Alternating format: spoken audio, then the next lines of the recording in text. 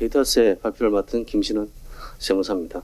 그 시간이 좀 제가 연습해봤는데 많이 걸려서 좀 말을 빨리 해서 넘어가도록 하겠습니다. 일단 데이터세의 정의는 기본적으로 제가 이제 원래 없던 개념이라서 정리를 해봤습니다. 국민의 개인 정보를 포함해서 일상생활에서 각종 경제 활동 등을 통해서 생산된 데이터를 사용한 기업들로부터 그 대가를 국가가 대신 징수하는 조세라고 정의할 수 있습니다.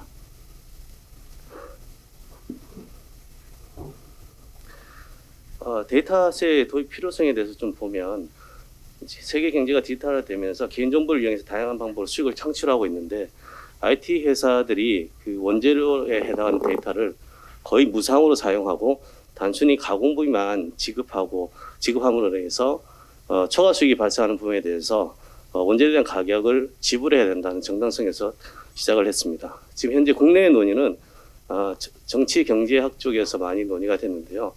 주된 이론은 국외는 공공재라는 개념도 있지만 국내 주류는 인터넷이라는 공유지를 통해서 여러 사람의 원시 데이터로 해서 이루어진 공유부라는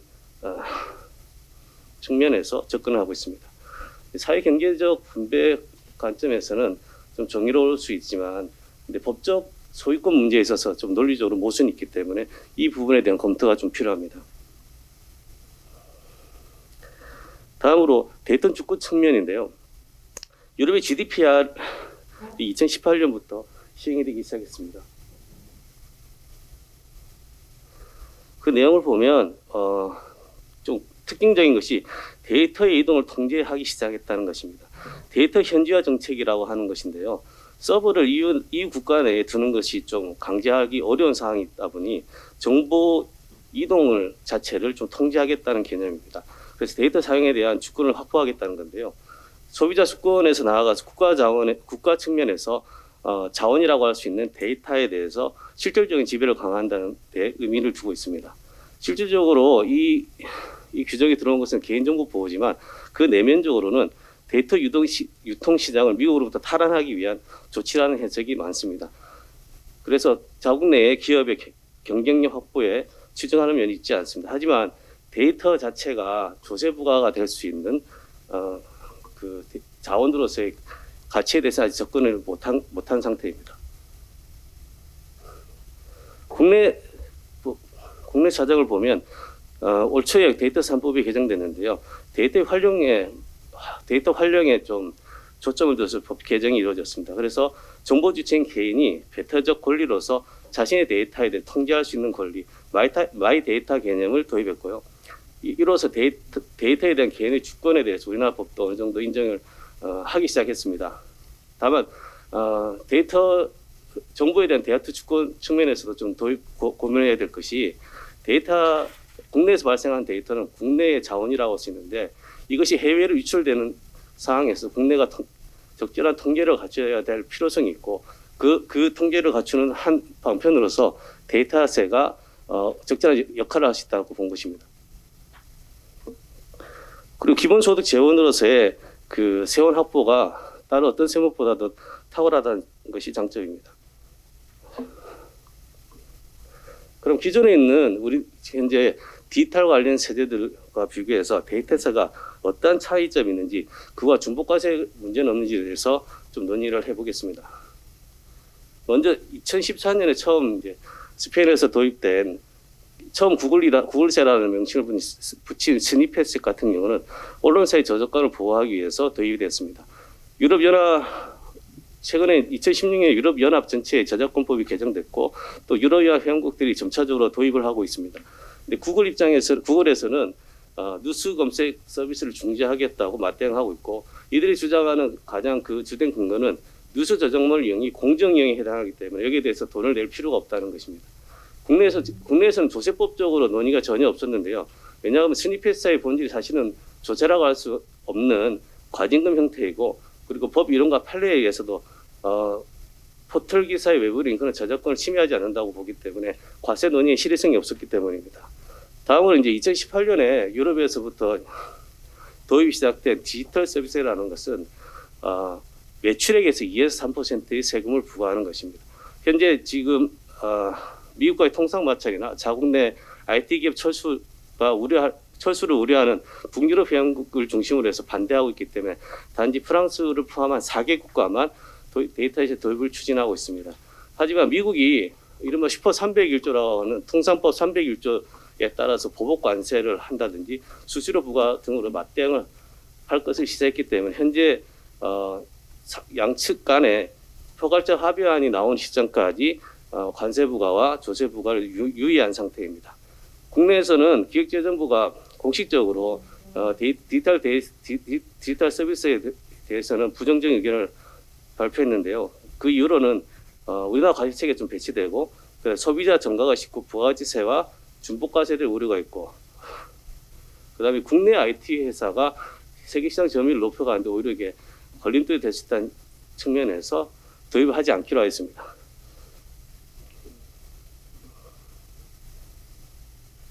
다음으로 디지털 소득세인데요. 지금 현재 그 OECD를 중심으로 한 배수 다자간 협의체에서는 소비지 국가의 연계성과 이익 배분을 과세 근거로 해서 과세 원칙을 수립했는데요. 여기에서 제일 가장 많이 진보된 부분들이 실질적으로 고정 사업장이 없더라도 과세할 수 있는 근거를 도입했다는 것입니다. 그림을 보시면 저 그림이 통상이익이라는 부분이 실제로 우리가 세금까지 다 뺐을 때 이익이 나야 될 부분인데, 다국적 IT 기업들은 조세피를 많이 하다 보니 그 위에 나오는 이익들이 생기더라는 겁니다. 그것이 바로 이제 초과이익 혹은 잔여이익이라고 하는데요. 그 부분에서 시장 기업분을 구분해서 다시 그 시장 소지 국가에 나눠주자는 거죠. 그래서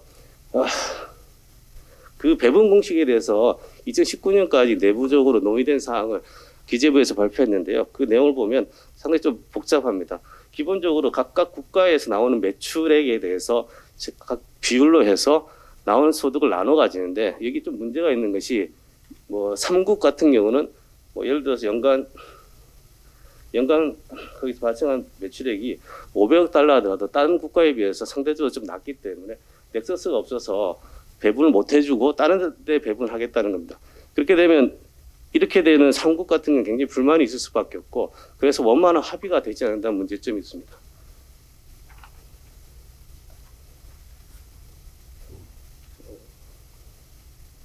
그래서 다시 앞으로 가시면 기본적으로 통상 이익을 낮은 국가에서 이게 반대하기 때문에 합의에 숨이 차서 좀 복구하겠습니다. 합의에 이르기 좀 어렵고, 특히 미국이 그 통합조건법에 대해서 여러 조건을 좀 걸었는데요. 디지털 기업이 의무적으로 부과하지 말고 기업의 자율에 맡기자고 이렇게 주장하는 조건으로 받아들이겠다고 한 겁니다. 이렇게 되면 의무가 아니고 협조 요청이 지나지 않기 때문에 실질적 실행 가능성이 없어지게 됩니다.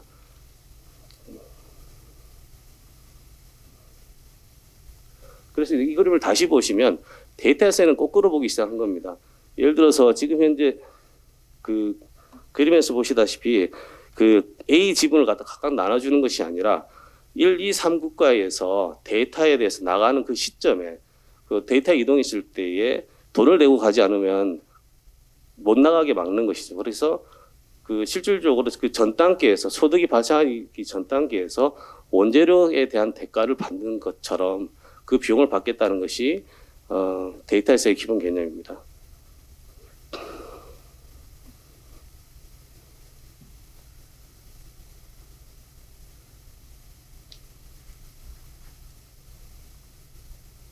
따라서 기존의 그 디지털세 보완세로서 소득이 아닌 소비에 대해서 과세할 수 있기 때문에 소득 발생 전에 IT 기업의 수익 활동에 대해서 과세가 가능하고, 1920년대 이후로 한 번도 바뀌지 않았던 그 소득에 대한 소득 위주의 과세 정책 때문에 조세 회피가 일어났던 부분에 대해서 방지할 수 있는 효과를 가지고 있습니다.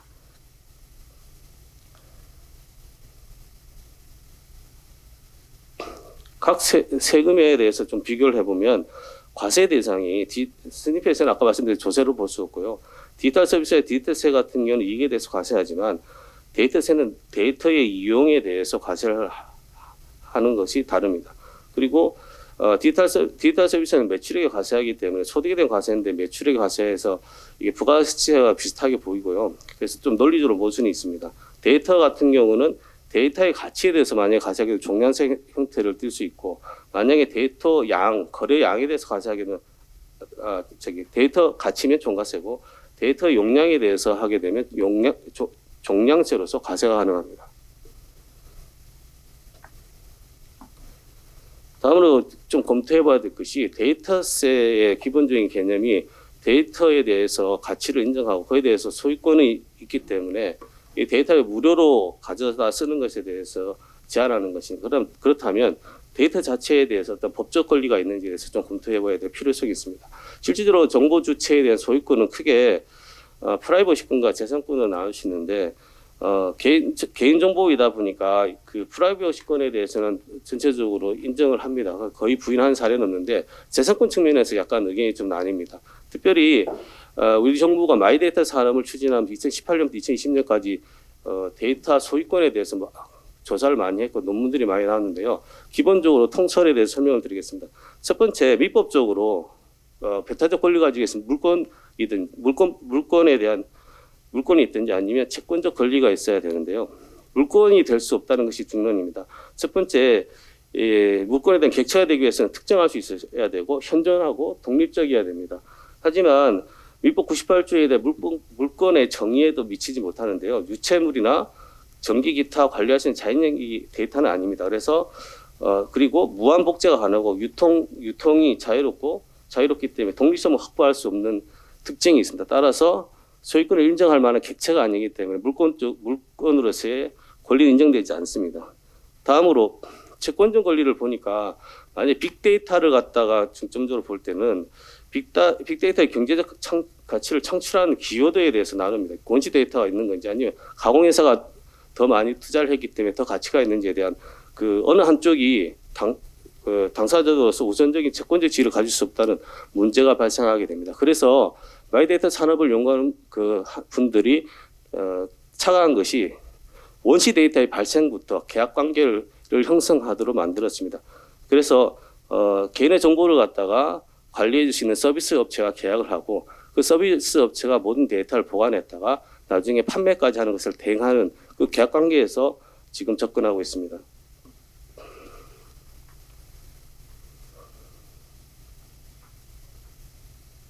다음으로 데이터와 빅데이터에 좀 생각을 좀 해봐야 되는데요. 개인정보 자체에 대해서는 저작권을 인정할 수가 없습니다. 그리고 IT 업체에서 만약에 공정이여라고 주장할 경우에는 과세 논리가 좀 부족한 것이 사실입니다. 그래서 빅데이터보다는 데이터에 대해서 조금 생각을 좀 해봐야 됩니다. 그래서 빅데이터의 사후적 참여권, 그 다음에 이것이 데이터의 기본 도입 원리가 좀 대응될 수 있도록 원시 데이터의 소유권을 좀 강조할 필요성이 있고요.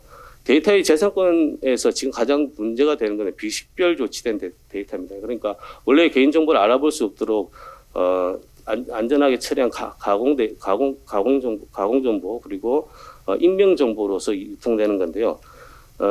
캘리포니아에서 올해부터 CCPA라고 해서 캘리포니아 소비자 프라이버시 액트를 시행하게 됐습니다. 우리가 CCPA에 대해서 좀 관심을 두는 것은 다국적 IT 기업, 미국의 거의 대부분이 캘리포니아 주에 위치하고 있어서 이 법에 적용을 받을 수밖에 없고, 우리나라도 상호주의에서 이 법에 대해서 좀 관찰하고 우리 법에 맞춰서 좀 조정할 필요가 있어서 그렇습니다. 이 내용에 보면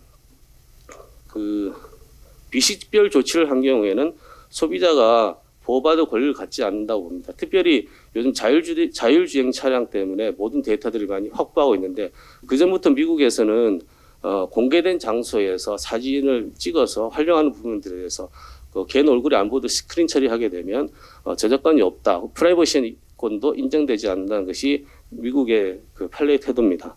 그래서 만약에 우리가 비식별된 데이터에 대해서 개인의 소유권을 전혀 인정하지 않는 상황에서는 이 부분에 대한 정보 유통에 대해서 적절하게 제동을 걸 수 있는 부분이 데이터세이기 때문에 이런 부분에 대해서 좀 검토를 해봐야 되겠습니다. 다음은 데이터 가격 시점 문제인데요. 데이터가 가치가 얼마인지에 대해서는 측정하기 어렵기 때문에 종가세 형태로 가기에는 좀 문제가 있습니다. 그래서 제 논의는 종량세 위주로 설명을 드리겠습니다.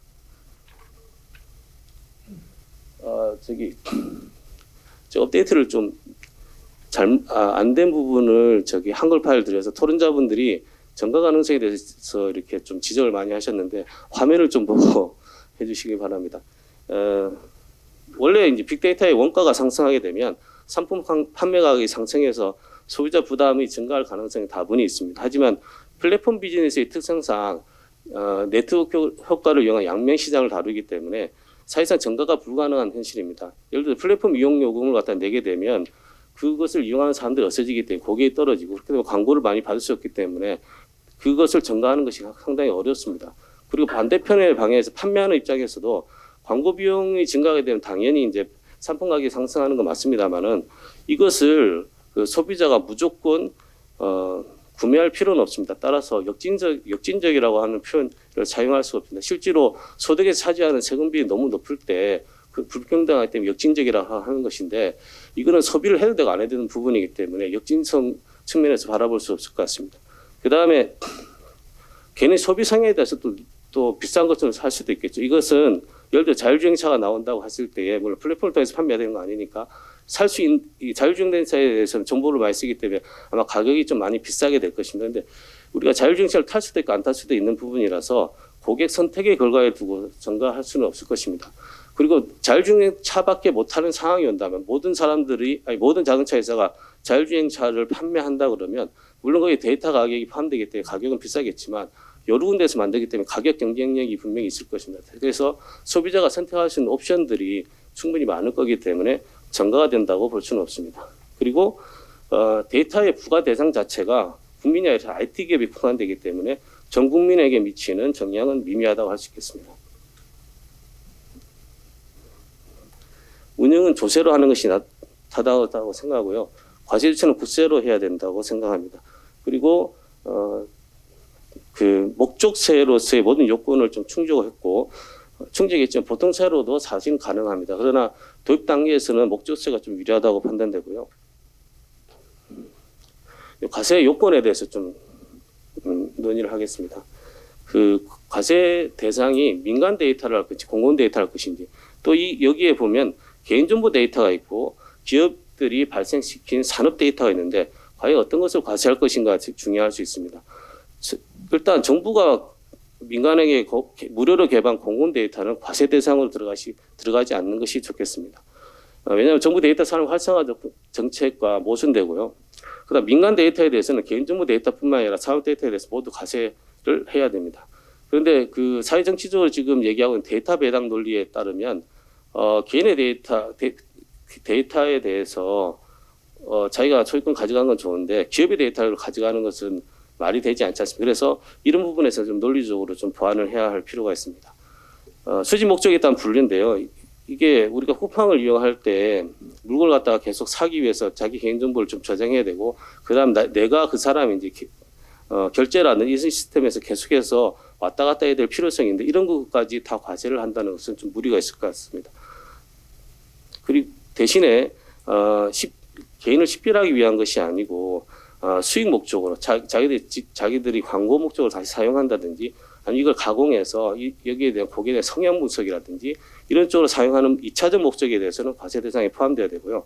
그다음에 식별 정보와 비식별 정보는 아까 말씀드린 식별 정보 같은 것들이 쓰이는 용도가 있고 또 식별 정보에 대해서는 마이데이터 산업에서 유치가 있기 때문에 이걸 과세 대상으로 포함시킨다면 안 될 것 같습니다. 대신에 이제 식별 정보에 대한 그 구성이 개인정보 보호법에서는 가명정보도 포함됩니다. 가명정보라는 것은 결합할 추가 정보가 없으면 특정 개인을 알아볼 수 없는 상태로 만든 건데요. 거꾸로 얘기하면 그 추가적 정보만 있으면 개인을 알 수 있기 때문에 정보법에서 이걸 가명정보로 포함시키는 건 당연합니다. 하지만 조세부가 입장에서 보면 사실상 가명정보로 처리된 상태 유통되는 거를 개인이 포착해서 자기 마이데이터로 해서 권리를 주장하는 것이 힘들기 때문에 조세 측면에서는 사각지대 없애기 위해서 포함시켜야 된다고 생각합니다. 다음으로 과세 대상 포착 방안인데 여기도 좀 내용이 바뀌어서 화면을 좀 봐주시면 좋겠습니다. 이제 국내적으로 보면 그럼 과세 대상을 이 데이터 움직임을 어떻게 과세할 수 있는 건데 제가 맡은 그 기업들이 IT 업종이 좀 많아서요. 프로그램을 하는 분들한테 의견을 좀 물어서 가능한 제도를 제가 찾은 겁니다. 내용을 보시면 국내 그 정보통신망법에 의하면 일정 규모 회사는 보안 수준을 충족한 정보관리 시스템 구축을 해야 되고요. 데이터의 재사용 이전에 대해서 기록을 굉장히 철저하게 해야 됩니다. 그리고 만약에 위반하게 되면 바로 영업정지가 들어오기 때문에 예를 들어 쿠팡 같은 회사가 영업정지 15일 받으면 굉장히 타격이 클 것입니다. 그래서 아주 철저하게 준수되고 있다고 합니다. 그리고 국제표준 IS 27001인데요. 유럽이 사용하는 국제표준이기 때문에 유럽과 비즈니스를 할 때는 반드시 이 정보 기준을 따라야 됩니다. 이게 우리나라 ISMS보다 좀 더 강력한데요. 데이터 보관 반입, 반출 시기, 용량, 상자 정보를 모두 다 기록해야 되기 때문에 실질적으로 이 인증 방식에서 기술적, 제조도 데이터의 흐름을 포착할 수 있는 상태가 되었습니다. 최근에 또 정보 분산 스토리지라고 해서 한 사이트, 한 저장 공간에 너무 많이 올리는 경우에 대통령이 과도하니까 좀 쪼개서 보내고 또 올리는 시점에 기존에 있던 정보가 있으면 안 올리고 빠진 부분만 올릴 수 있도록 하는 기술들이 발달됐습니다. 이런 경우에도 그 데이터 이동에 대해서 포착하는 기술들이 지금 마련되어 있다고 합니다. 다음으로 과세 표준은 합리적인 도입 초기 모델을 위해서는 종가세로 도입하는 종가세보다는 종량세가 유리합니다. 그리고 데이터 가공 회사 입장에서도 소비세, 원재료비를 내는 거기 때문에 비례생태 종량세가 적절합니다. 납세 문자를 보면 실질적으로 담세자라는 것은 조세의 특성이 직접적인 반대가 없이 부과되는 것이기 때문에 이런 특성을 가지더라도 헌법이 보장하는 재산권 침해를 최소화하기 위해서는 징수 대상자가 담세력이 있는 사람이어야 됩니다. 데이터사의 부과 대상이 된 담세자는 이 원시 데이터를 영리 목적으로 사용하는 자입니다. 그래서 만약에 직접세로 부과를 하게 되면 담세자와 납세자가 같아지니까 여전히 외국 기업의 조세피 문제가 발생하고요. 그래서 간접세인데 소비세 형태로 그리고 종가세가 아닌 종량세 형태로 부과하는 것이 좋습니다. 그렇게 되면 이 과세 물품이 이동하는 시기, 그 과세 시기에 따라서 납세 문제가 좀 바뀌는 특성이 있는데요. 그 과세 시기는 과세 대상 행위를 한때를 정하고 있어요. 일반적인 개별 소비세나 교통에너지 환경세가 이렇고요. 따라서 데이터세도 이와 똑같이 해야 된다고 생각되고요. 납세 문제를 특성화할 수 있는 시점이 데이터 종성 시기로 해서 과세 시기를 정하는 것이 좋습니다. 그리고 재차 가공하는 경우에는 데이터세를 과세하지 않고 한 번 과세하는 것이 타당하다고 생각됩니다. 만약에 거래 시에 부가가치가 발생되면 그 부가가치세를 부과하면 되고요. 내부적으로 자체적으로 이렇게 비시피율 조시에 런닝머신을 돌리는 행위 자체에 대해서는 데이터 이동이 있더라도 미납세 반출로 봐서 과세하지 않도록 하는 것이 타당합니다. 기타 내부적으로 사용할 때에 전송을 하지 않더라도 비식별 조치를 한 이후에 자기의 사업 목적으로 쓰는 그런 행위들에 대해서는 비식별 조치를 한 시점을 과세 시기로 간주하거나 추정해서 과세를 포착할 수도 있겠습니다. 다음으로 세율은 이제 종량세의 특징상 누진 세율을 정하기 어렵기 때문에 잠정세율과 탄력세율을 보완할 수 있겠습니다. 다음으로 추가적 고려 사항들은 실질적으로 점진적으로 좀 데이터세가 도입이 돼야 되고요. 과세 대상을 그래서 민간 정보로 한정하고 그다음에 비식별된 처리로 한정하는 것이 타당하겠습니다. 그리고 잠정세율을 적용해서 점진적으로 세율이 확보되도록 하는 것이 타당합니다. 다음으로 이제 가장 중요한 것이 이 데이터세에 도입되게 되면 국내 기업만 오히려 역차별되는 것들을 방지하기 위해서 ISMS 인증이라든지 그다음에 그 ISO 국제 표준에 대해서 구글 코리아 같은 국내 사업장이 없는 회사들에 대해서 의무를 부과할 수 있도록 데이터 관련 법률을 보완할 필요가 있겠습니다. 결론입니다. 기본소득의 재원으로서 포스트 코로나 시대에 디지털 경제 목적세로 적절한 과세 대상이고 또한 새로운 조세 패러다임으로서 기존의 디지털세에서 과세하지 못했던 부분들을 보완할 수 있기 때문에 대대세의 도움이 필요하고 또 반드시 돼야 된다고 생각합니다. 이상 발표를 마치겠습니다.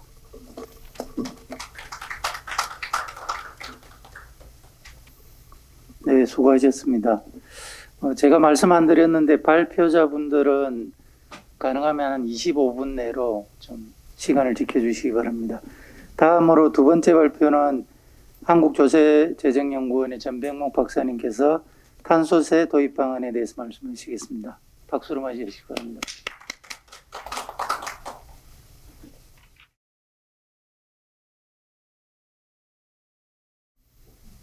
예, 한국조세재정연구원의 전병목입니다. 제가 말씀드릴 내용은 탄소세 도입 방향입니다. 많은 우리 토론자분들께서 제가 이제 기본소득과의 연계성을 좀 적게 적어드려가지고 많이 코멘트해 주셨던데요. 하여튼 그 중간에 말씀을 드리도록 하겠습니다. 제가 오늘 드릴 말씀의 구성은 다음과 같습니다. 전반적으로 연구 배경을 먼저 설명드리겠고요. 탄소세가 온실가스 저감을 위한 정책 수단의 하나입니다. 그래서 기존의 온실가스 저감 정책 수단에 대해서 좀 설명을 드리겠고요. 그 다음에 온실가스 배출 구조에 대해서 좀 수치적으로 말씀을 드리겠습니다. 그리고 국제적으로 탄소 저감 제도의 여러 가지 수단들이 있는데 어떤 수단들을 활용하고 있는지 그것들의 역할은 어떻게 분담되고 있는지 말씀을 드리겠고요. 또한 이런 탄소세라는 것이 결국은 탄소를 발생시키는 대부분이 이산화탄소이기 때문에 이산화탄소는 또 대부분이 화석연료의 연소와 밀접하게 연관이 있습니다. 그렇기 때문에 화석연료의 가격체계, 기존의 과세체계도 또한 중요한 의미를 지니게 됩니다. 그래서 우리나라 에너지 가격 구조에 대해서 말씀을 드리겠고요. 그 다음에 탄소세 도입할 때 어떤 형식으로 도입이 가능할 것인지에 대해서 말씀을 드리겠습니다. 그리고 마지막으로는 검토 사항인데요. 그렇게 말씀을 드리겠습니다. 첫 번째입니다. 그래서 현재는 이제 국제적으로 기후 변화가 지금 전 세계적으로 온도가 자꾸 상승하고 있기 때문에 기후 변화에 대한 대응 노력이 모든 국가들이 이제 느끼고 있고요. 그래서 국제적으로 온실가스 저감 노력을 강화하고자 하는 유인이 높아졌습니다. 사실 예전에는 교토 협약이 체결되었었는데요. 그래서 1990년 수준으로 낮추도록 했는데 그때는 모든 국가들이 참여하기를 싫어했습니다. 우리나라도 개발도상국 지위를 얻어가지고 부담을 안 갖기를 원했죠. 그러니까 여러 가지 글로벌한 비용은 있지만 로컬리 우리나라인데 떨어지는 비용이 뭔지 잘 모르겠다. 이제 대부분의 국가들이 그렇게 생각을 했었죠. 그래서 그것이 잘 안 지켜지고 있다가 이제 파리 기후 변화 협약이 조금 더 이제 글로벌 워밍이 진행되고 난 다음에 2016년 11월부터 발효되었습니다. 그래서 발효가 됐고 실질적으로는 2021년 1월부터 기후 변화 대응 방안이 적용될 예정입니다. 파리 기후변화 협약은 기존의 교토 협약, 즉 선진국에 대해서만 어떤 의무를 부과하던 체제에서 조금 더 디벨롭돼서 195개국 당사자 모두에게 구속력이 있는 협약으로 체결됐습니다. 그래서 각 국가는 자발적으로 감축 목표를 제시하고 또 매 5년마다 이전 목표보다 조금 더 상향된 목표를 제출하게 되어 있습니다. 우리나라도 과거에 제출을 했었고요. 그것이 2030년 배출 전망치 비즈니스 애즈 유주얼 대비 37% 저감하겠다 이렇게 냈고요. EU는 1990년 배출량 대비 40% 저감하겠다. 일본은 2014년 배출량 대비 26% 저감하겠다 이런 목표를 냈습니다. 최근에 다시 또 얘기가 되고 있는 것은 이제 과거 2016년 발효 시점 이전에 이제 냈던 목표치에서 조금 더 강화된 목표치를 또 내야 됩니다. 5년이 지났기 때문에. 그래서 또 다시 이제 새로운 이야기가 되고 있고요. 그래서 그런 목표치를 제출하고 나면 정기적으로 이행 상황 및 목표만 제출하는 게 아니라 이행 상황 및 달성 경과 보고를 의무화하고 있습니다. 그래서 그렇게 하고 있고요. 그래서 전 세계적으로 종합적으로 이행 점검 시스템을 도입해서 2013년도에 기존의 약속들이 어떻게 지켜지고 있는지 점검을 하게 됩니다. 그렇기 때문에 과거와는 달리 조금 더 우리가 약속에 대해서 실행 가능한 방안들을 제시해야 되고요. 그런 실행 가능한 방안도 또 전 세계적으로 볼 때는 기후 변화를 늦출 수 있는 수준. 그 목표가 아마 최대 2도씨고요. 2도씨 이내로 제한하고 호프풀리 1.5도 이내로 이렇게 증가분을 줄여주는 그런 목표를 가지고 있는 것 같습니다. 그 중에서 탄소세는 사실은 옛날부터 각광을 받았던, 많이 얘기가 됐던 제도입니다. 왜냐하면 탄소세는 소위 말하는 우리가 주로 말하는 그 사회적 외부성을 유발하는 제도이기 때문에 소위 말하는 이중배당 효과를 기대할 수 있기 때문입니다. 이중배당이라는 것은 세금을 부과함으로써 그 폴루션, 공해를 줄일 수 있고 그 돈을 다시 사용함으로 해서 추가적으로 효과를 더 얻을 수 있다. 그런 차원에서 이중배당이라고 되어 있고요. 그래서 탄소 배출의 사회적 비용을 반영함으로써 효율적 자원 배분을 달성하고 확보된 재원을 다시 활용해서 추가적으로 효과를 달성한다. 다른 조세제도 같은 경우는 부과를 하면 왜곡을 초래해서 비용을 부과하게 되는데, 이런 경우는 사회적 비용을 반영함으로써 오히려 더 좋게 하고 또 쓴다. 뭐 그런 차원이죠. 근데 이런 좋은 차원에 있어도 이게 잘 이용되지는 못했습니다. 왜냐하면 사실은 결국은 자국의 투입 비용을 높여주는 그런 영향을 미치기 때문에 주로 많은 에너지 사용 부분이 산업 부분인데, 산업은 국제 경쟁력에 노출되어 있어서 비용을 높이는 것은 어느 국가나 원하지 않았기 때문에 사실은 많이 이용되지는 않았고, 북유럽 국가나 조금 환경에 대해서 조금 더 민감하고 소득이 높은 국가를 중심으로 도입이 됐습니다. 우리나라에서 탄소 배출 저감 수단에서의 가능성을 평가할 필요가 있고요. 기존에 이제 그래서 우리나라는 뭐 에너지 과세는 뭐 세수 확보를 위해서 했지만 탄소세라는 이름으로 도입하지 않았고, 그것은 또 그렇기 때문에 다른 뭐 탄소 저감이라기보다는 에너지 절약, 에너지라는 것은 이제 탄소라는 것은 소위 말하는 전 세계적인 폴루턴트죠. 그러니까 내가 탄소를 배출하게 되면 나에 대한 직접적인 비용도 있지만 온 세계가 그 비용을 나눠 가집니다. 온도가 올라가니까. 그래서 뭐 남태평양의 조그만 섬나라들은 훨씬 더 비용을 크게 낼 것이고, 조금 고지대에 있는 국가는 덜 낼 것이고, 뭐 그래서 나의 행동과 비용의 연계가 직접적이지 않기 때문에 제일 나중에 도입됐고요. 그 전에는 그 에너지의 소비가 로컬 폴루턴트를 만들어냅니다. 매연 나오는 거 있지요. 질소산화물 나오고 삭스, 황산화물 나옵니다. 그것은 바로 뭐 산성비를 내리고, 옛날에 많이 들어보셨을 겁니다. 산성비를 내리고 이런 문제 때문에 그걸 교정하기 위해서 사실은 에너지세를 지금까지 많이 부과를 했고요. 그래서 소위 말하는 로컬 폴루턴트에 대해서는 많은 어드레스가 됐는데, 이제 이렇게 글로벌리 영향을 미치는 탄소에 대해 직접적으로 겨냥한 탄소세는 조금 도입이 더뎠다, 그렇게 말씀드리겠습니다. 그래서 그래서 기존의 에너지 관련 과세, 뭐 세수 확보 목적도 있지만 로컬 폴루턴트에 대응한 이런 제도들과의 연계성 어떻게 볼 것이냐. 뭐 이게 소위 말하는 뭐 하나를 태우면 여러 가지 영향을 미치는 게 나오기 때문에 나중에 말씀드리겠습니다만은, 그것들의 각각의 비용을 다 더해서 합치면 사실은 그 비용 자체가 좀 오버될 수 있는, 실제보다 좀 더 높아질 수도 있는 그런 문제가 좀 있습니다. 그래서 수준의 문제도 저희들이 고민을 해봐야 될 것 같습니다. 어쨌든 뭐 이런 이유로 탄소세가 매력적인 대안이기는 하였지만 지금까지 다른 에너지 과세에 비해서 천천히 도입됐던 이유이기도 합니다. 그래서 우리나라에서 한번 살펴볼 필요가 있고요. 두 번째는 이제 저감 정책 수단인데요. 뭐 다양하게 존재합니다. 직접적으로 규제할 수도 있죠. 정부가 배출량 줄여 그렇게 결정을 할 수도 있고요. 옛날에 저희들이 수질에 대한 관리할 때는 정부가 직접 규제 많이 했습니다. 뭐 BOD 얼마 이상, 뭐 이상은 배출 못해, 뭐 이런 식으로 이제 그러고 이제 물 나오는 데서 딱 재면 되니까요. 그렇게 할 수도 있고요. 이것도 뭐 굴뚝에서 잴 수는 있는 거죠. 그다음에 시장을 이용하는 기재는 탄소 배출권 거래제와 탄소세 등이 있습니다. 탄소 배출권 거래제는 이제 탄소 배출의 총량을 제어하기 좋은 것입니다. 여러 집합들을 모아놓고 다 합쳐가지고 너희들이 총 배출할 수 있는 것은 100개야. 우리나라에서 전체적으로 뭐 목표가 정해지면 우리가 줄여야 할 목표는 확실하기 때문에 총량을 관리하기는 아주 좋죠. 우리나라에서 총 100개야. 그래서 100개를 잘 나눠가지고 각자 합시다. 그게 이제 배출권 거래제고, 그래서 더 많이 줄이는 애는 그걸 가지고 못 줄이는 애인데 팔도록 그렇게 하는 거죠. 또 그 100개를 나눠줄 때도 뭐 공짜로 나눠줄 수도 있지만 정부가 돈을 받아서 나눠줄 수도 있는 것이죠. 그게 유상 할당 비율이라는데 나중에 말씀을 드리겠습니다. 그 다음엔 탄소세죠. 탄소세는 그 탄소 배출의 근원이 되는 에너지에 대해서 탄소의 함량에 비례해서 세금을 부과하게 됩니다.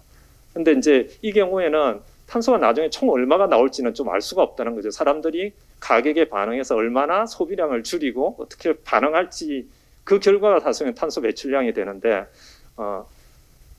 경제적 인센티브는 주지만 배출량을 다이렉트리 통제하기는 조금 어려운 측면이 있습니다. 그래서 지금까지는 탄소세보다는 그 온실가스 저감 측면에서는 탄소 배출권 거래제를 많이 이용한 게 사실입니다. 그 말은 무슨 말씀이냐면 탄소 배출권 거래제는 총량에 대해서 우리가 다이렉트리 접근할 수 있고 큰 배출원에 대해서 바로 건들 수가 있기 때문에 바로 터치할 수 있기 때문에 이 부분들이 많이 이용되어 왔습니다. 우리나라는 여기 오탑니다. 세 가지 안에 두 가지 유형들을 시행 중입니다. 두 가지 유형은 직접 규제와 탄소 배출권 거래제입니다. 탄소세는 아직 하지 않고 있고요. 직접 규제는 사실은 우리나라 역사가 오래됐습니다. 우리나라가 아실런지 모르겠지만 옛날부터 에너지 다소비 국가였습니다. 우리가 철강, 석유화학, 시멘트 이런 산업이 발달했기 때문에 같은 부가치를 생산하기 위해서 다른 나라보다 훨씬 많은 에너지를 소비하는 그런 산업 구조를 가지고 있었습니다. 그래서 에너지 절약 관리제도 이런 게 가지고 있었고요. 그것이 2012년부터 이제 온실가스 에너지 목표 관리제로 바뀌었습니다. 그래서 이제 옛날에는 에너지 소비에 대한 목표 관리제였는데 이제는 이제 온실가스까지 포함한. 그래서 2014년 1월 1일부터 온실가스나 에너지 소비량이 일정 규모 이상인 사업장이나 사업체가 대상이고요. 2020년 현재는 목표 관리 대상이 총 404개의 사업장 내지는 사업체가 여기에 의해서 관리를 받고 있습니다. 여기서는 어떻게 관리되냐면 온실가스 감축 목표가 주어지고 에너지 절약 목표를 설정하고 그것을 관리해 나가고 있습니다. 그래서 이것은 이제 문제는 각 업체별로 이걸 줄이는데 얼마의 비용이 드는지 사실은 규제하는 측에서 알고 있어야 되는데 사실은 좀 알기는 쉽지 않고요. 그래서 직접 규제가 효율적으로 되려면 규제자가 개별 사업체의 절약 가능성에 비용당 절약 가능성을 정확히 알고 거기에 맞춰서 딱 목표를 주어주면 제일 좋은데 그것이 상당히 어렵기 때문에 이것은 현대사회로 갈수록 직접 규제는 조금 쉽지 않다. 개별 사업체에 대한 그렇게 말씀을 드릴 수 있겠습니다.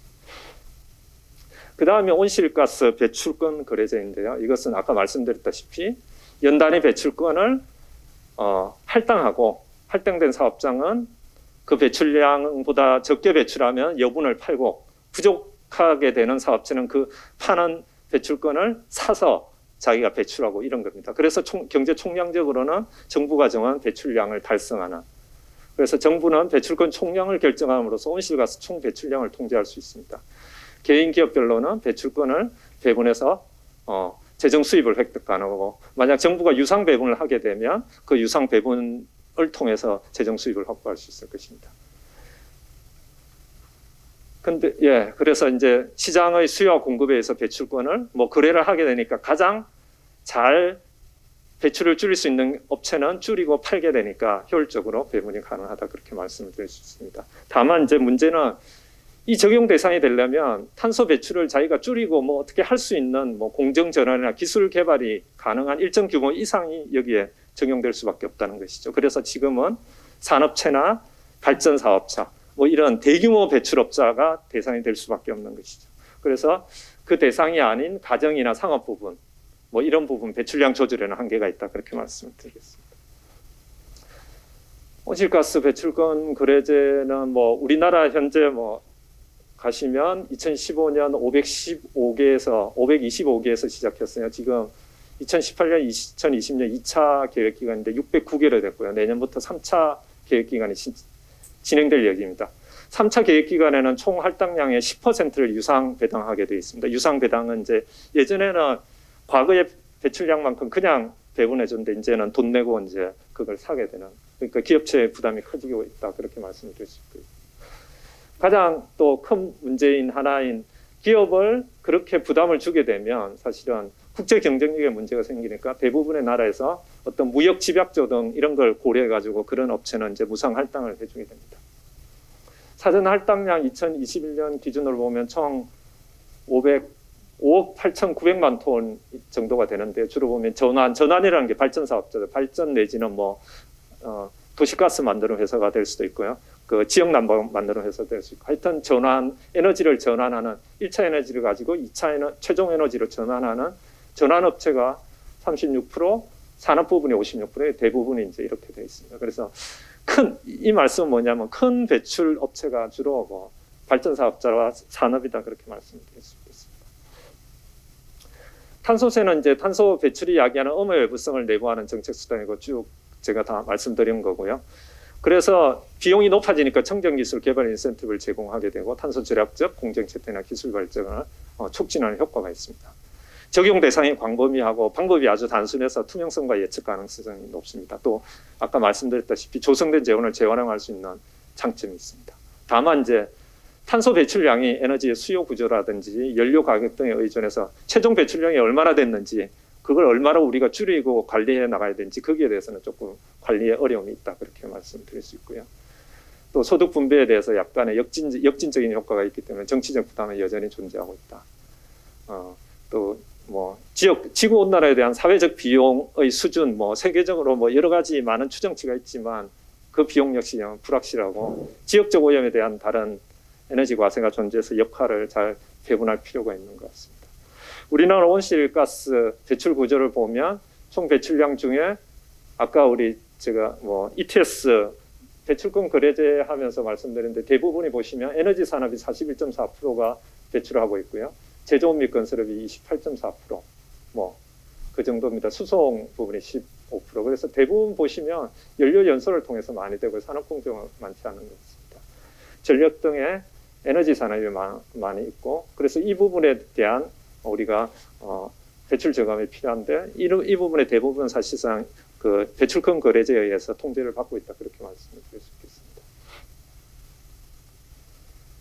그래서 지금 우리나라가 2018년부터 2020년까지 2차 계획 기간 동안에 3%를 유상 배당했습니다. 배출권 총량의 3%를 유상 배분했고요. 어쨌든 배출권 거래제가 배출권 거래가 이루어지고 있는데 그 가격을 보면 톤당 이제 한 23,000원 정도 올해 들어서 한 23,000원 정도 수준입니다. 그래서 이것은 유럽의 EU ETS 거래 가격이랑 거의 비슷한 것 같아요. 이제 최근 거는 아니고 최근 거는 EU도 다 폭락했고 그 최근 이거 코로나19 들어가기 전에 과거 상태를 보면 뭐 EU 수준의 배출권 거래제 가격이랑 비슷한 수준으로 나와 있습니다.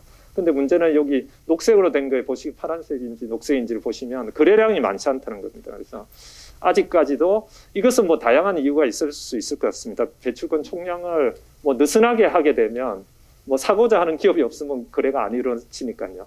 느슨하게 됐을 수도 있고 아니면 뭐 정확히 우리가 잘 과거 따라서 했기 때문에 그랬을 수 있을 것 같습니다. 그래서 어쨌든 거래량이 적다는 것이 아직 이것이 활성화됐다 그렇게 말씀드리기는 좀 어려울 것 같습니다.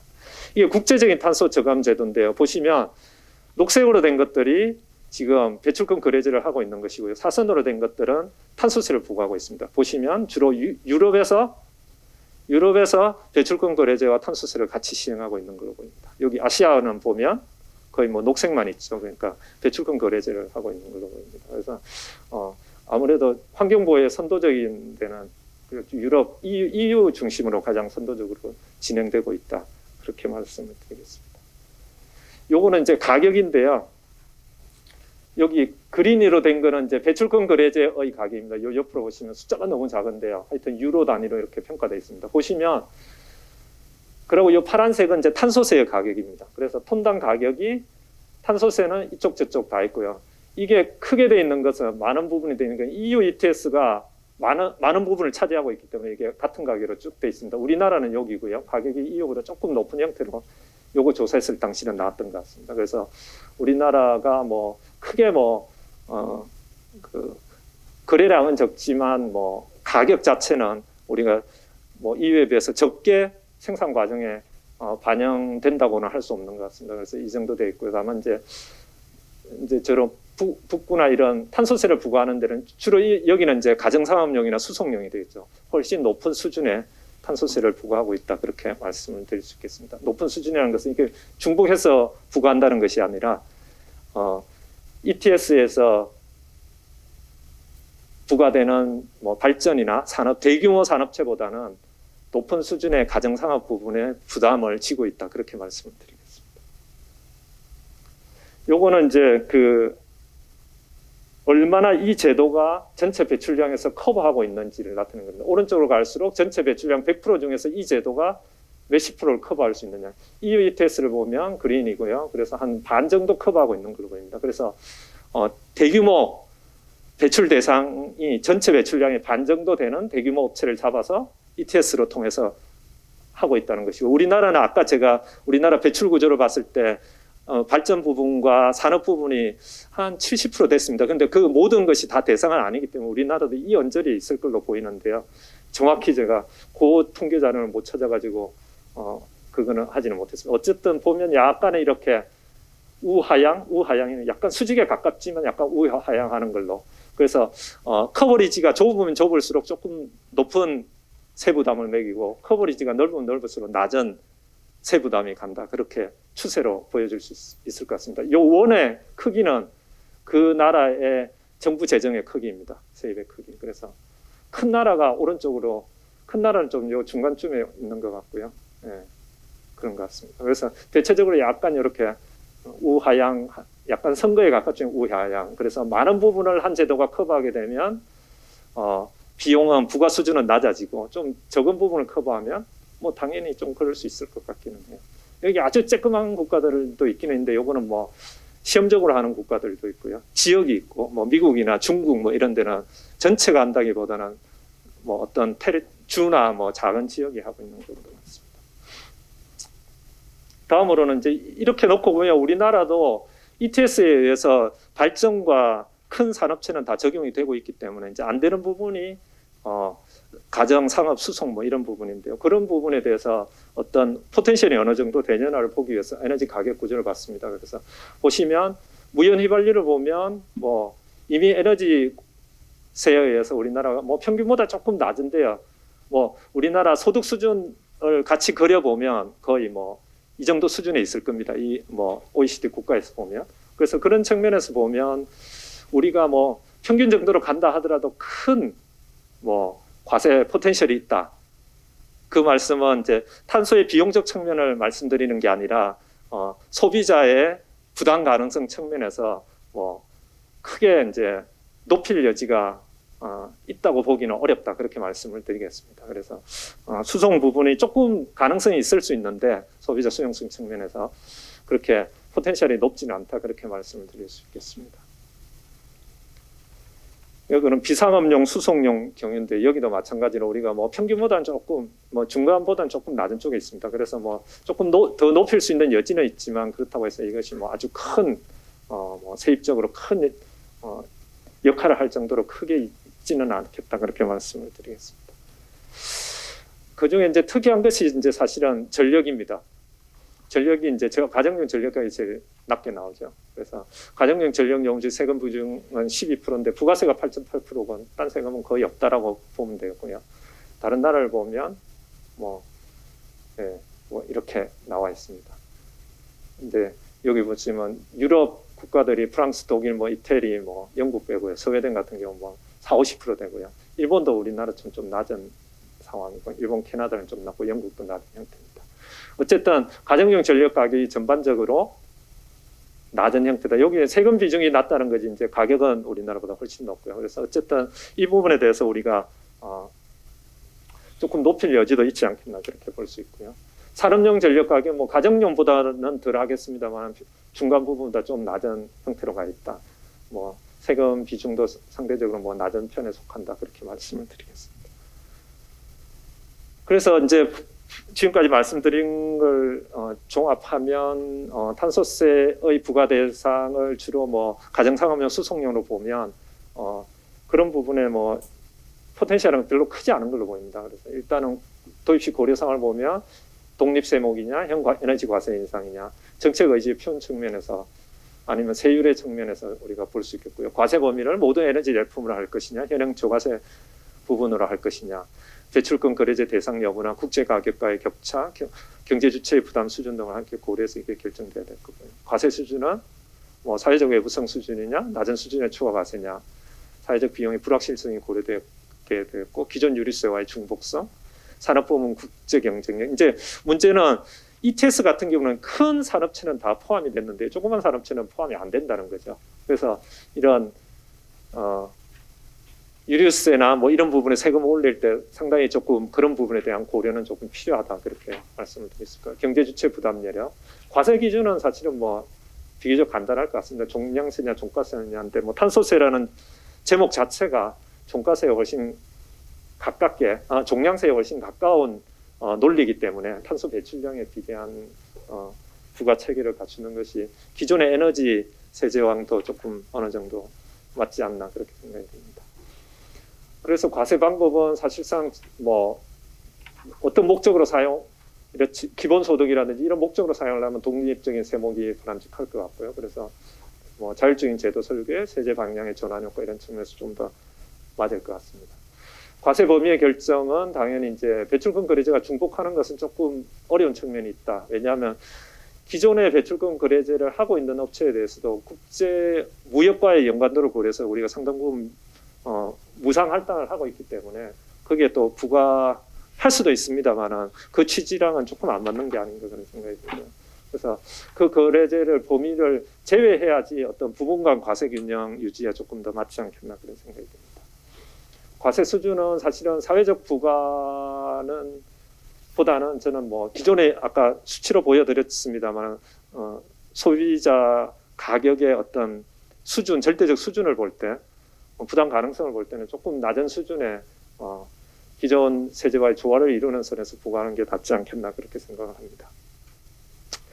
그래서 뭐 기본소득이랑 연계를 시키게 된다면 사실은 탄소세는 상당히 조금 완전하지 않은 세목인 것 같아요. 왜냐하면 배출권 거래제가 이미 있기 때문에. 그래서 이런 부분으로 상당히 컨트롤되는 부분을 빼고 나서 할 수 있는 것은 소위 말하면 가장 우리가 직접적인 가계 부분이랑 연관된 거고 가장 그 조세 저항이 큰 부분이라고 볼 수 있겠습니다. 그래서 이런 부분을 물론 뭐 다시 리사이클링을 할 수도 있겠습니다만은 탄소세라는 이 세목의 성격 자체가 탄소 배출 수준을 일정 수준 이하의 증가 속도로 낮추는 거기 때문에 어떤 세원의 어떤 증가 가능성, 장기적인 증가 가능성 이런 측면에서는 사실은 그렇게 크지 않다. 우리나라 에너지세를 보듯이 에너지 소비량이 줄면 세입 규모가 크게 늘어나지 않는 것처럼 조금 그럴 가능성이 있다. 그렇게 말씀을 드리겠습니다. 그래서 가장 중요한 것이 이제 배출권 거래제와 탄소세의 역할을 되게 잘 해주는 게 필요한데요. 배출권 거래제의 실효성이 사실은 좀 평가가 돼야 될 것 같고요. 그리고 그걸 보완할 수 있는 탄소세, 아까 말씀드린 중소규모의 산업체에 대한 것들, 그런 부분이 이루어져야 될 것 같습니다. 그래서 현행 배출권 거래제의 어떤 유상 할당 비율 2021년부터 10%인데요. 유상 할당 비율이. 근데 유상 할당의 이제 가격을 결정하는 게 소위 말하는 뭐 옥션에 의해서 결정되기는 하겠습니다만은 정부가 가격이 일정 수준 이하로 떨어지지 않도록 소위 말하는 가격 하한을 정하게 됩니다. 레저베이션 프라이스를 정하게 되는데요. 이것을 뭐 높게 정하면 뭐 기업체 부담이 엄청 크게 늘어나겠죠.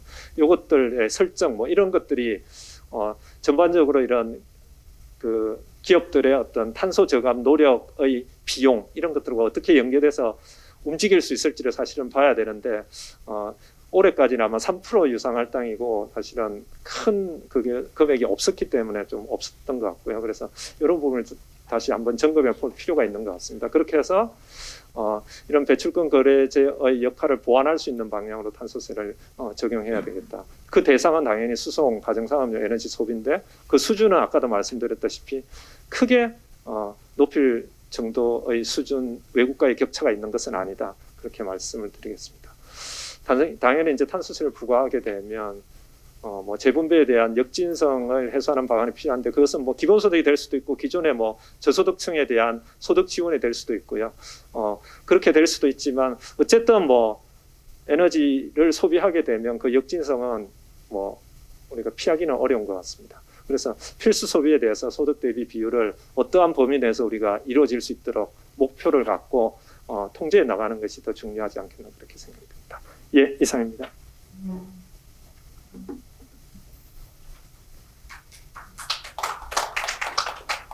네, 수고 많이 하셨습니다.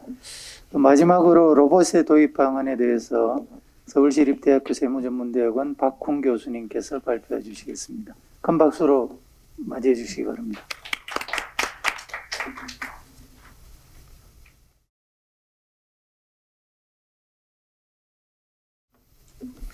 네, 방금 소개받은 서울 10대 박훈입니다.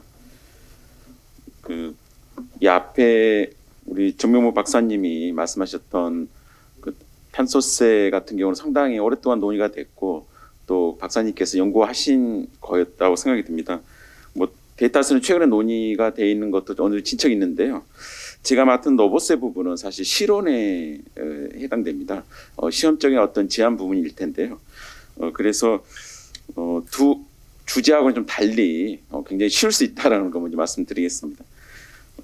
저희 정책학회 오문성 교수님께서 발제를 이야기하셔가지고 이게 발제할 정도가 될까 고민을 했었는데요.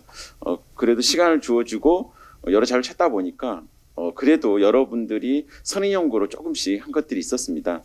그렇지만 저 나름대로 정리를 해서 소개를 해보고자 했습니다. 목차 자체는요. 서론에 해당되는 부분과 결론 부분을 빼고 나면 세 부분으로 되어 있습니다. 노보세 그러면 그 자체가 무엇인지 궁금하시지 않습니까? 거기에 대한 내용을 적었고요.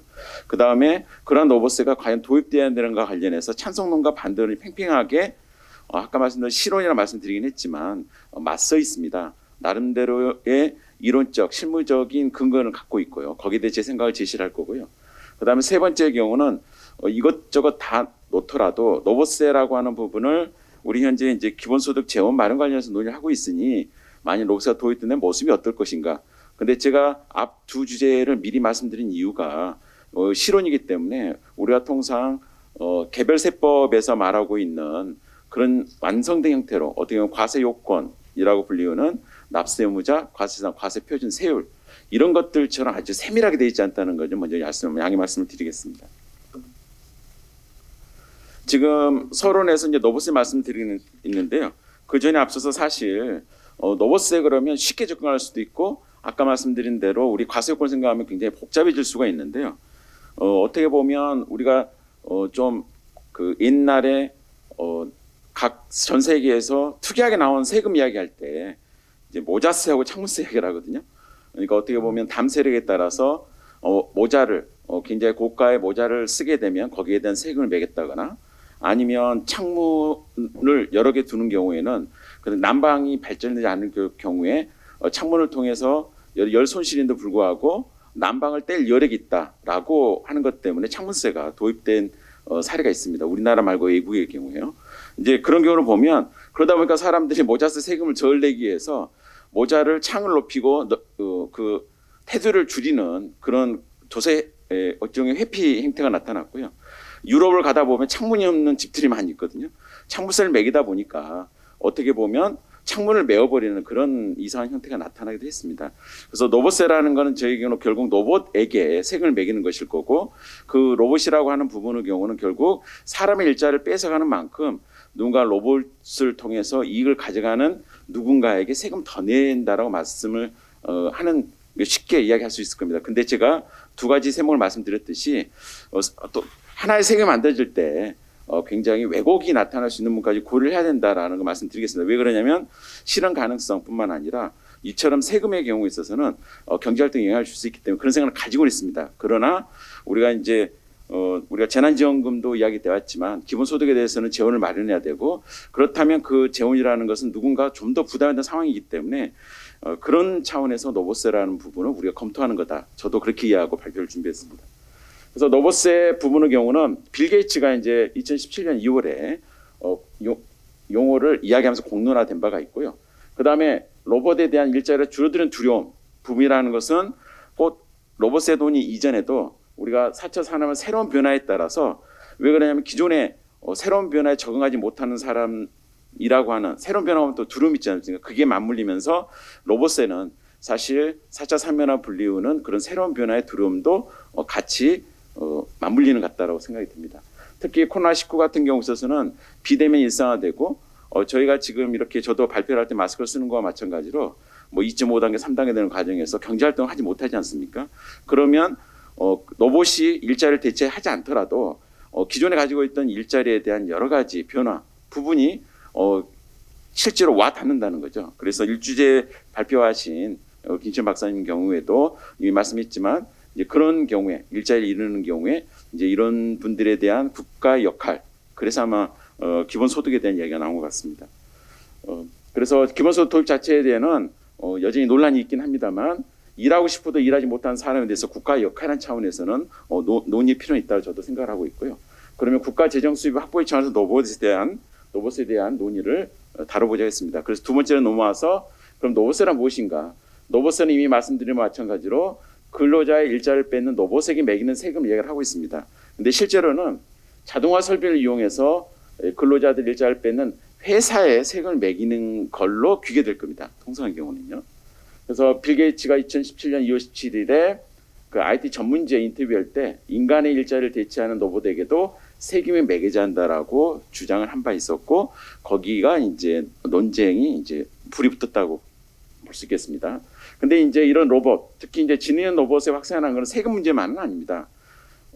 유럽에서도 이야기됐지만 법적 지위는 모시고 일자리뿐만 아니라 프라이버시 문제, 또 안정성 문제.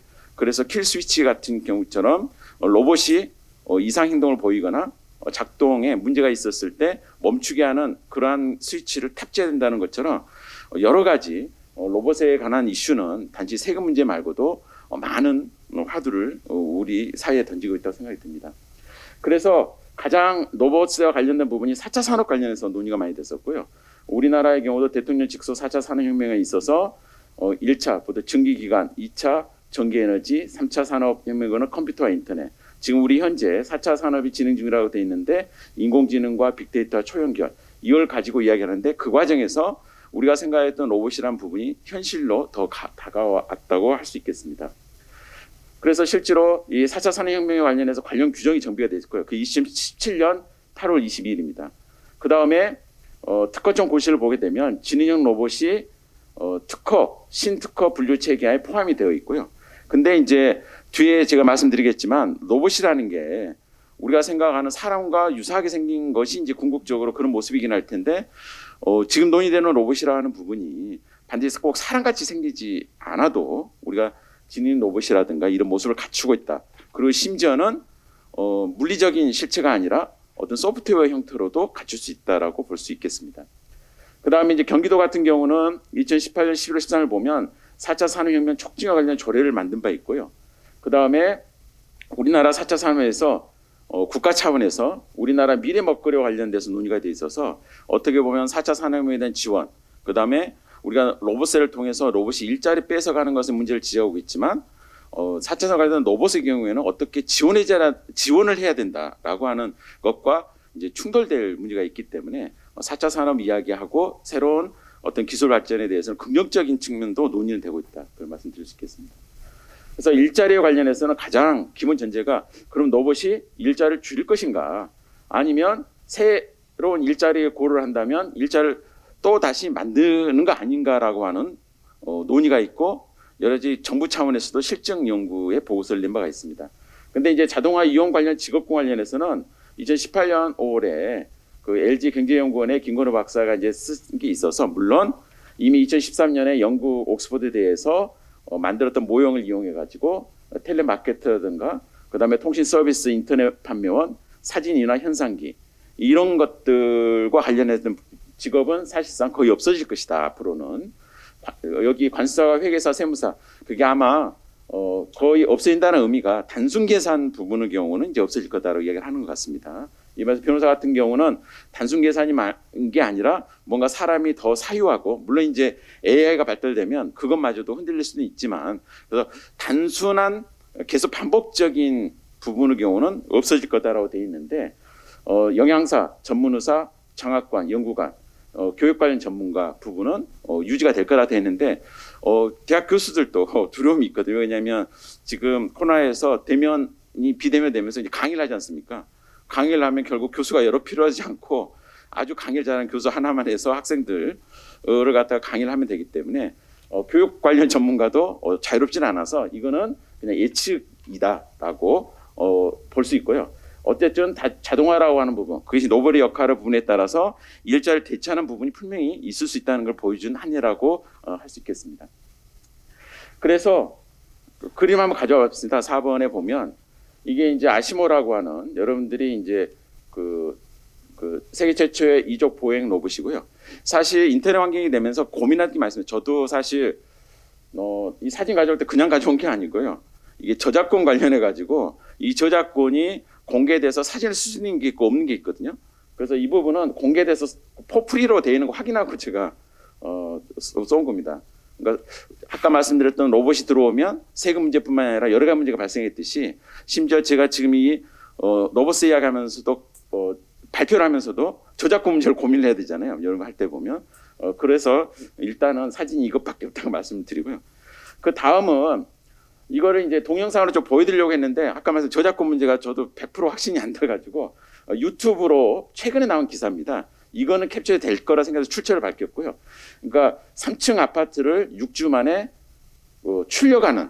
그래서 제가 말씀드렸던 대로 앞에서 말했던 로봇 사람 비슷한 게 왔다 갔다 하는 게 아니고 실은 이렇게 프린터 형태로 그러니까 3D 프린터로 3층 건물을 지어버리니까 제가 그 동영상을 들어보니까 벽돌을 거의 출력해서 건물을 지어버리더라고요. 이 자체는.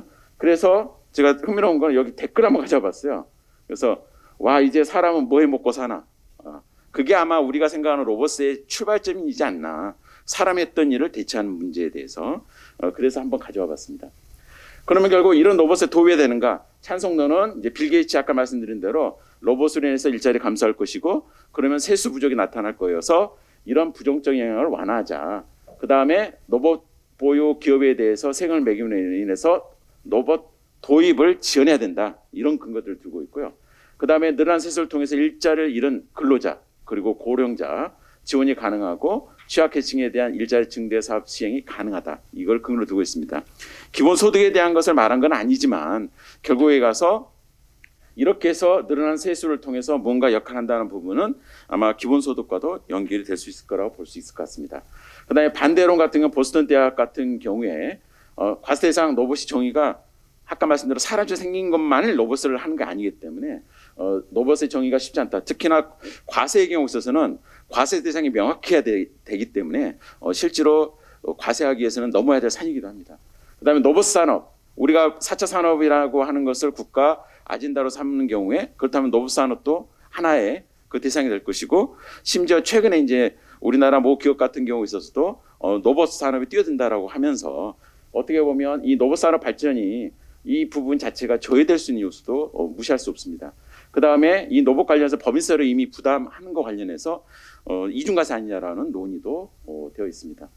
그 다음에 이제 EU 같은 경우에 있어서는 전자인간이라고 그래서 법적 지위하는 것을 지금 보시면 뭐 찬성과 반대 기권에서 찬성 17표로 제정이 됐고요. 대신에 로봇세는 반대라고 노력 규제를 건의했습니다. 근데 이제 누가 물어보시더라고요. 전자인간 그럼 이게 뭐 어떤 의미냐라고 해서 이것도 사실 논의가 있었습니다. 왜 그러냐면 로봇을 사람 본다는 게 뭐냐 나름대로 의미가 있을 수 있지만 또 다른 측면으로 보면 로봇이 사람을 다치겠거나 사고를 일으키는 그 책임 문제 그러면 로봇 전자인간의 문제의 경우는 로봇도 하나의 책임 주체가 되면 로봇이 한 거지 로봇을 소유한 사람의 잘못이 아니라 볼 수도 있거든요. 그래서 전자인간한 부분이 로봇 자체를 하나의 인격화한다는 장점도 있지만 결국 그걸 소유한 사람의 소유자의 책임을 끊어버리는 걸로도 볼 수 있거든요. 그래서 이처럼 로봇에 관한 이슈는 뭐 EU에서도 고민이 상당 부분 진척이 돼 있는데 우리도 고민해야 될 때가 됐고 실제로 산업용 로봇이 현실화되는 과정에서 세금 이제에도 법적 이슈가 될 거다. 그다음에 조금 선행 논문도 좀 있고요. 그다음에 우리나라의 경우는 2017년 12월 19일에 조특법상 그 생산성 향상 시설 투자에 대한 세액 공제를 인물 연장하면서 세상 혜택을 좀 줄인 바가 있습니다. 이거를 국내 언론이 잘못 인용을 해서 영어 기사를 내는 바람에 세계발로 한국에 로봇에 처음 도입했다라고 잘못 나간 웃지 못할 해프닝도 벌어졌습니다. 그래서 이 로봇세라고 하는 인식이 뭔지에 따라서 결국 시설 투자에 대한 세액 공제 줄였으면 거꾸로 말하면 로봇에 대한 불이익 주는 거다. 그러면 로봇세다 이렇게 보였던 것 같습니다. 그런데 우리가 보려고 하는 건 그런 형태의 로봇세는 아니고요. 거꾸로 제가 한번 리서치를 해보니까 한국 로봇학회라는 게 있더라고요. 그래서 2003년도에 창립이 돼서 그래서 이 경우에 있어서는 이건 로봇 산업 발전을 위해서 이공계 계통의 교수님들이 특히 모여서 논문을 요약하려고 했더니 전부 다 영어로 쓰시더라고요. 우리나라 국내 문인들도 불구하고 그게 2003년도에 벌써 로봇 관련해서 논의가 됐던 겁니다. 그래서 결론적으로 말씀드리면 노봇 자체를 법적 지위를 인정한다면 우리가 법인의 경우도 사람과 독립된 법적 지위를 인정을 하는 게 법이지 않습니까? 그 인에 대해서 법에서 뭐 법인 유죄수도 있고 법인 시체수도 있긴 합니다만, 그래서 노봇 자체를 납세무자라는 게 과세사항 불가능하지는 않습니다. 우리가 법인세 자체를 폐지하자고 하는 분들도 계시긴 하지만 결국 법인이 일하는 게 아니고 사람이 일하는 것이고, 그러면 개인이 돈 버는 거에 대해서 과세가 되는데 왜 법인 단계 세금 떼느냐, 그때 이중과세를 말씀하지 않습니까? 그렇지만 법인세가 존재하듯이 노봇세의 경우는 아까 반대로서 이중과세 문제가 이슈가 있긴 합니다만 노봇 자체를 납세무자라는 건 이론적으로 가능하다. 근데 문제는 노봇세 관련해서 노봇을 이용한 생산활동에 대한 세제 혜택을 계속 줄 것이냐, 그게 아니라 노봇에 일자리 줄어드는 것에 대한 불이익을 줄 것이냐, 이건 정책에서 선택의 문제와도 연관되어 있다는 것이죠. 현행 세법은 조특법상 25조를 보게 되면 지금 보면 자동화 시설에 대한 규정을 보면 소득세나 법인세상 혜택을 주는 입장을 취하고 있습니다. 우리나라의 경우 있어서는 사람처럼 생긴 로봇은 아니지만 이런 자동화 시설 등의 경우에는 혜택을 주고 있는 방식을 취하고 있고요. 그래서 지금 당장 로봇에 대한 일자리 감소 자체도 논란이 많이 있습니다. 그래서 로봇 자동화 등 기술 혁신에 따른 일자리의 경우를 보면 이게 2018년에 물론 로봇산업진흥원에서 나온 자료이기 때문에 좀 세계들하게 한번 생각하게 되긴 합니다만, 여러 가지 직업 직무의 대체 보완 효과라든가 2차 일자리 증가 효과, 그 다음에 완전히 새로운 일자리 창출 효과를 보면 일자리 감소가 아니라 증가될 수도 있다라고 연구 발표를 했습니다.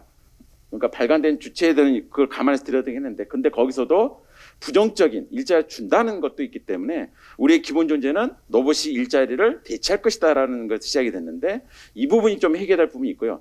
그래서 장기적으로는 제가 생각하기로는 그러나 로봇 사용에 따라서 일자리가 분명히 줄는 게 있을 거다. 그래서 소득이 줄거나 아예 없게 되는 그런 사람에 대한 재정 지원 차원은 필요할 것이고, 그다음에 가단 일자리 감소에 대한 대응으로서 어떻게 보면 세제가 작동을 해서 그거를 속도를 늦추는 그러한 역할을 할 수 있지 않을까.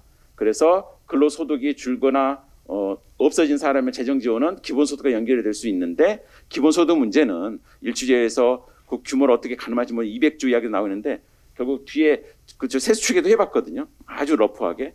그래서 지금 기본소득의 경우는 재원의 확보 문제라고 그러면 결국 이러한 근로소득 주는 사람들한테 어느 정도 도와줄 거냐, 그게 어느 정도 돈이 확보가 돼야 그 지원액도 결정되지 않겠습니까? 그래서 로봇 자체, 그리고 로봇으로 인해서 이익 얻는 사람, 그게 개인이든 법인이든 일정한 세금 내게 한 제도 설계 자체는 가능하다라는 입장을 갖고는 있습니다. 그러면 로봇세 도입은 어떤 모습일까? 그래서 로봇세라는 부분은 이미 설명을 드렸고요. 로봇세를 직접 시간을 나를 찾기는 어려웠습니다. 물론 로봇이 자체가 어떤 AI랑 연결이 돼 있으면 AI 판사, 그러니까 세계적으로 경쟁에 붙어가지고요, AI 부분에 선두를 갖기 위해서 판사가 제한된 사건의 경우에 판사를 채택한 나라도 있습니다. 근데 일단 로봇 자체로 이렇게 하는 건 일단 저는 직접적으로 보지는 못했고요. 그러면 이제 이론적인 논의가 될 텐데, 우리나라의 경우에는 소득과세와 그다음에 소비과세, 부가세, 그럼 소유에 대한 재산세를 생각할 수 있지 않을까 제시를 해봤습니다. 그래서 소득과세의 경우는 로봇 자체를 소득세 납세무로 하는 것이 가능하지만, 그러려면 이제 세법이 개정돼야 되겠죠. 그다음에 문제가 되는 것은 누가 세금을 낸다라고 하면 계산을 할 수 있어야 되기 때문에, 그러면 로봇 때문에 얻는 소득이 대체 어떻게 계산할 거냐? 그럼 계산이 이제 문제가 될 거거든요. 그것까지 고민해야 되는 것이고, 다만 우리나라 그 지능형 로봇 개발 및 보급 촉진에서는 지능형 로봇을 개념 정의하고 있습니다. 그래서 로봇을 정의하기 어렵다고 되어 있는데 로봇을 정의하는 우리나라 법이 있거든요. 그거를 가져오면 뭐 정의 문제는 일부는 해결할 수는 있을 것 같습니다.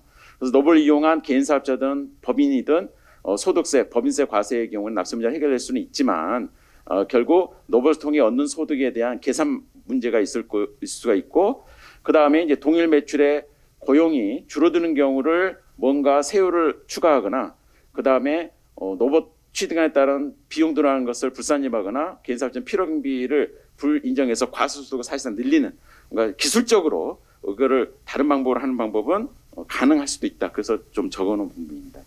그다음에 소비과세의 경우는 이것도 어떻게 보면 재화 용어에 대해서 부가세가 매겨진 거기 때문에, 그래서 별도경이 어떤 부가세 과세로 얼마든지 될 수는 있을 것 같고요. 물론 이제 여러 가지 그 과정에서 이제 로봇과 관련된 거래 비용이 이제 늘어난 문제가 있긴 하겠습니다만, 그다음에 로봇에 대한 재산 과세는 사실 기계 장치의 관점에서 보면, 그걸 기계 장치로 보면 이미 일부 시행이 되고 있거든요.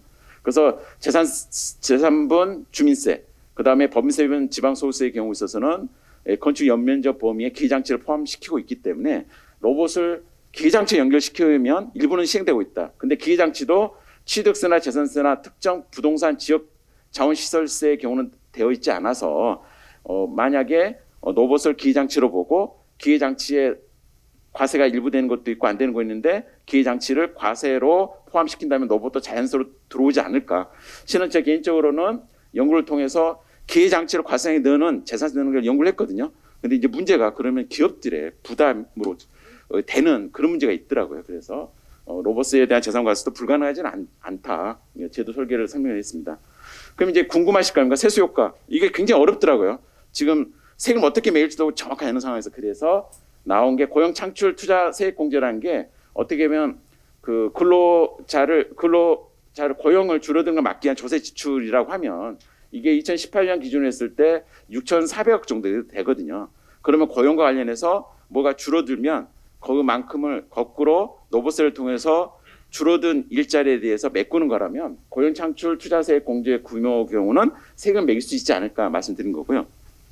그다음에 이게 워낙 조심스러워 가지고 쓰진 않았는데 그 우리나라 전 세계적으로 200조 정도 로봇 시장이라고 하는 게 최근에 기사 나왔더라고요. 그러면 200조 정도라고 한다면 거기 1% 2조 정도를 거둘 수 있다라고 말은 할 수 있거든요. 이처럼 세수 추계라는 건 모습이 나와야 되지만 그냥 비슷한 내지는 그냥 그 일견에서 볼 수 있는 정도밖에 되지 않는 것을 연구의 한계를 말씀드리겠습니다. 결론으로 이제 마무리 정리하고자 합니다. 사실 우리가 익숙한 소득세라고 하는 것도 처음 만들어질 때 그게 1799년에 영국에서 오늘날의 의미의 소득세가 만들어졌거든요. 영국이 만들었고 그 당시에 프랑스와 전쟁을 하면서 새로운 세무 등장은 그 당시에 전쟁과 굉장히 연관이 있습니다. 어떻게 보면 로봇세라는 논의도 새로운 4차 산업혁명이 되면서 일자리를 주는 산업에 대한 타깃이 돼 있는데 그 당시 근로소득세, 소득세 만들어질 때 전세장이 심해가지고 만들었다가 없어졌습니다. 처음에는. 그래서 다시 되살았는데요. 그때 소득세를 악마세라고 해가지고 악마의 세금이라고 이야기를 했습니다. 그만큼 새로운 시공시설에 대해서는 조세장이 클 거라고 생각이 들고요. 토론자 한 분께서는 그걸 또 분석을 하셨었는데 거기에 맡기기로 하고 어쨌든 우리나라는 지능형 로봇 개발 및 보급 촉진법, 그다음 조세특례 제한법 등을 보면 로봇 관련돼서는 좀 긍정적인 지원적인 태도를 취하고 있다. 그래서 로봇 산업이 일자리 창출에 기여한다는 것을 강조하는 것도 있고요.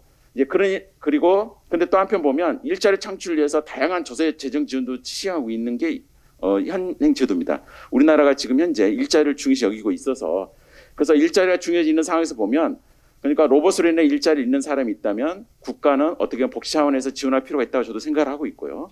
이를 실효성하기 위해서는 충분한 재원이 확보돼야 되는 것이고 그렇다면 결국 장기적으로 로봇으로서 일자리가 줄고 대신에 그걸로 인해서 추가 이익을 얻는 사람이 있다면 그 사람에게 세금을 결국은 부담케 해서 그 세금으로 그 로봇이나 일자리 있는 사람에게 재정지원을 한다는 그 구조는 필요할 것 같다. 근데 말씀드린 대로 현재는 로봇 산업에 대한 육성하는 측면에서 오히려 우리가 지원하고 있기 때문에 방향을 바꿔야 되거든요. 그래서 기본소득으로서 여러 가지 대안으로서 로봇세도 고려 대상이 될 수 있지만 그 시기라든가 그다음에 그 규모는 좀 고민할 필요가 있다라는 것으로 제 발표를 마치고자 합니다. 이상입니다.